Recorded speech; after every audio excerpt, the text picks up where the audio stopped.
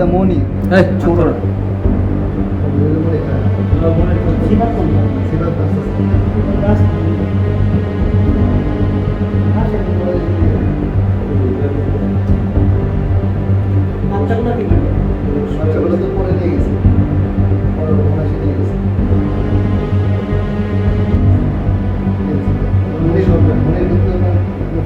রাত্রি 2টার সময় আমার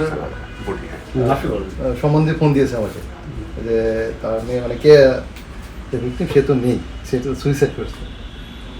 পরে আমার কাছে জিনিসটা মানে বিশ্বাস হয়, কারণ ওরকম সুইসাইড করার মতো মেয়ে কে না।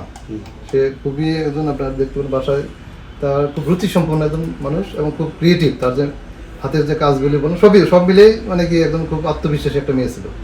বিকাশ নুন্নেসের স্টুডেন্ট ছিল।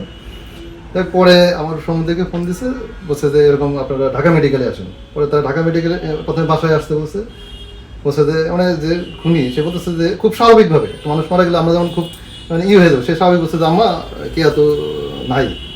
আমার বলছে নাই মানে তুমি কি মজা করতেছো? না নাই, মানে খুব স্বাভাবিকভাবে সে বলেছে। ওনার বলেছে আপনারা আসেন। পরে ওনার বাসার দিকে রওনা দিচ্ছে। পরে বলছে না বাসায় না ঢাকা মেডিকেলে আসেন। ঢাকা মেডিকেলে সামনে গেছে, বলছে না ঢাকা মেডিকেল না আসেন বিআরপিতে আসেন। বিআরপিতে দেখে যে ওই জামাই যে সে বলা আগেই ছুটকে পড়ছে, তার যে বন্ধু বান্ধব ছিল তারাও মানে আস্তে আস্তে অনেকে ওই জায়গায় তারা ডিক্লেয়ার করছে যে এটা আমরা ঢাকা মেডিকেলে পাঠাবো। পরে সবাই ওই জায়গাতে ছুটকে পড়ছে, শুধু আমার সম্বন্ধে তার ওয়াইফ ছিল। পরে ওনারা ঢাকা মেডিকেলে নেওয়ার পরে আমরা সবাই গেছি, আত্মীয় স্বজন যারা স্বজন ছিল।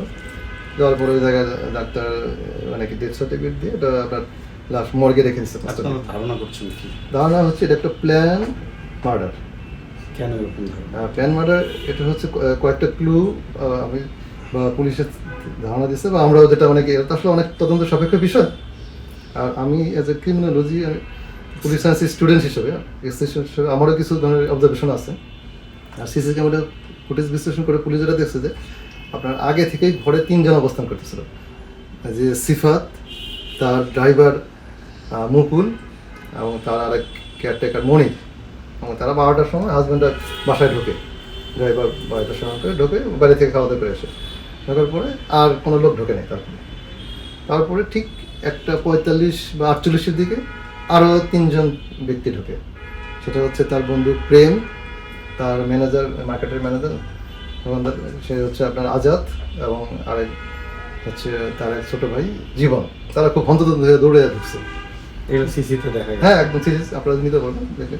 তারপর তারা আর 5-7 মিনিট পরেই 4 জনে ধরে লাস্টটা নিয়ে লিফটে নিয়েছে। আর পিছিয়ে ছিল আপনার আজাদ এবং সিফাতেরা ধরেনি, আর বাকি 4 জন ধরে নামাইছে।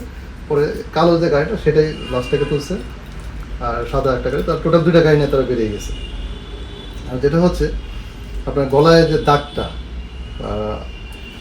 সেটা দেখে পুলিশ বা আরও যারা তাদের কাছে প্রতীয়মান হয়েছে একটা মানুষ সুইসাইড করলে মানে তার যে মানে ফাঁসি নিলে তার যে সিমটমটা এটার সাথে ম্যাচ করে, এবং কোনো কিছু দিয়ে পেঁচিয়ে অথবা মানে কি করে মারছে ওরকম একটা সন্দেহ করছে যে এটা তার স্বামী এবং তার যা আরও যারা ছিল ম্যানেজার, তার যে ড্রাইভার এবং কেয়ারটেকার, এদের সহযোগিতাই মানে কি এই খুনটা সম্পন্ন করে টোটাল 6 জনে লাশটাকে মানে কি নিয়ে গেছে, নাটক সাজাইছে। আপনার নাম এবং সম্পর্কটা বলেন।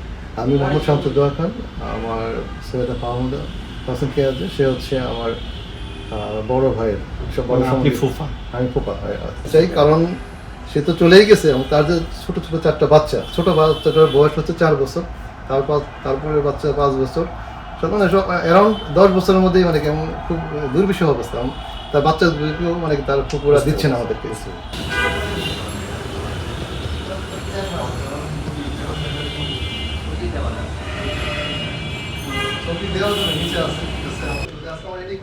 কি বলছে এই দরজা ভাঙছে? একটু শেষ করে এইখানকার